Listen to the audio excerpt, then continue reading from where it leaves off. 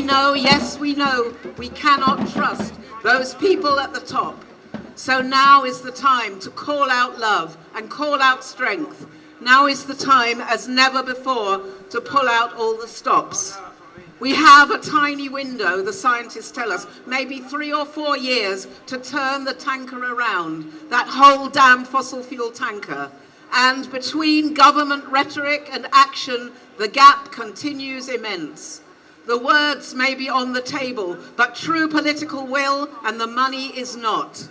And when the whole economy needs to turn to green transition like a kind of war footing, we have a crucial budget, barely a whisper of climate emergency. Instead, cut taxes on flights and speak of a time of optimism.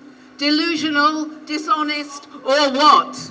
A government that looks to business, the free market, to save us. Yes, that very system that got us all, our whole planet, into this mess.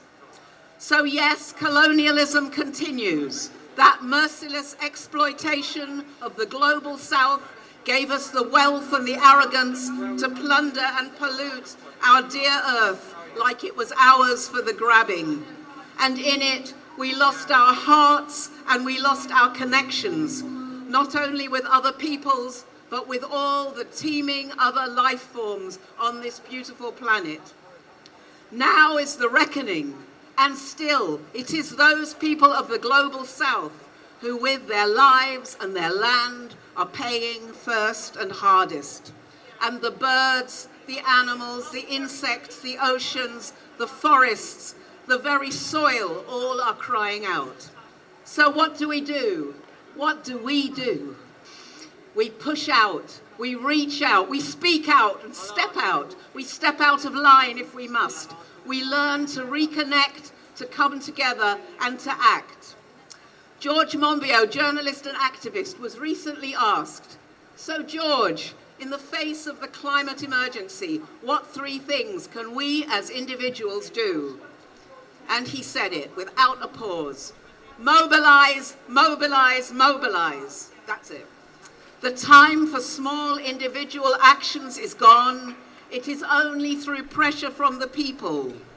Not everyone, but enough people coming together in mass non-violent action, relentlessly, bravely, that governments will be forced to step up to what needs to be done.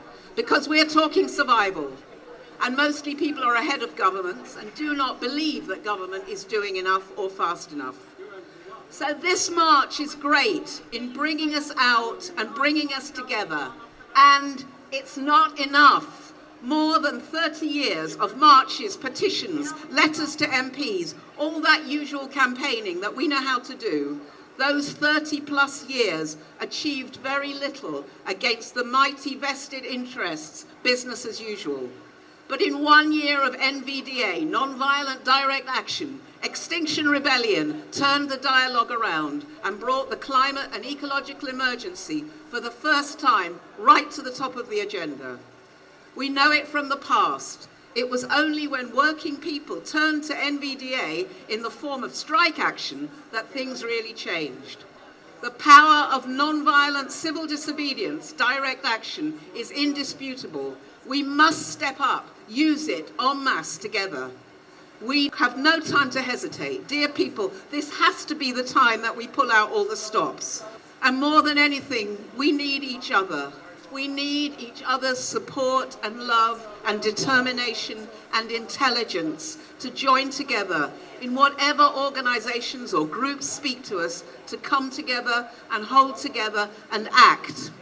In this struggle for survival of all we hold precious, we must learn to put aside differences, embrace diversities, listen, reach out, holding to our hearts, acting despite our fear, in our love and defense of life itself. I see and I experience that it is through connection, solidarity, friendship that we find the courage and even the joy to keep stepping up and finding the energy, the creativity and the gritty determination to come out and speak out and above all, act now.